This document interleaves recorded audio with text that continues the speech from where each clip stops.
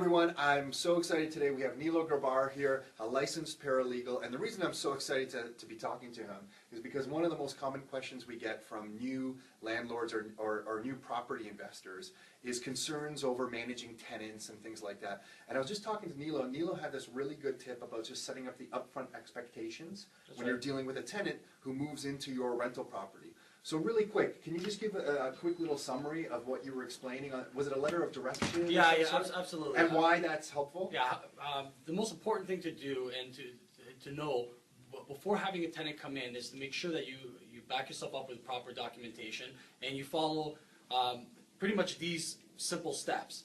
One is to always get an application and do your follow-up to find out whether or not these tenants are going to be good tenants for your rental property. Two is follow up with a lease. Make sure they sign a lease.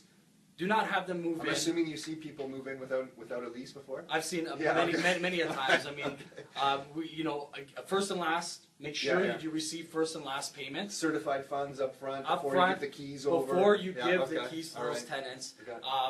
What you want to do is you want to have a final walkthrough with these tenants.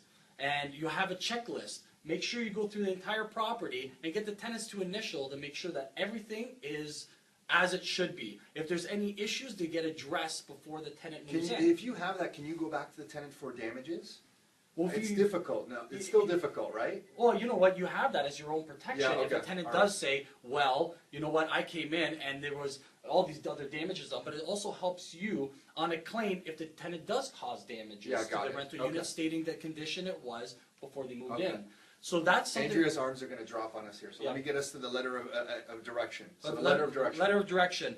Just as when the tenants move in, provide them a letter indicating, giving them instructions on what you'd like them to do, how you want them to make their payment, indicating that their payments are due on the 1st of each month, and also that any maintenance requests must be put in writing and give them direction as to where they. I love that one the best because that takes away, if you ever go to the tenant board, if you've ever been to the tenant board, the tenant from being able to say, well, I mentioned these repairs needed to be done and they never got back to me. If you put up front that they need to be in writing, then at the tenant board, if you ever go there, they're going to, the adjudicator would ask from the tenant to see those requests in writing. I would be asking from the tenant to see those. Yeah. That's a really powerful one. That is a big tip. It's just a way for the landlord to protect themselves. Okay. Right?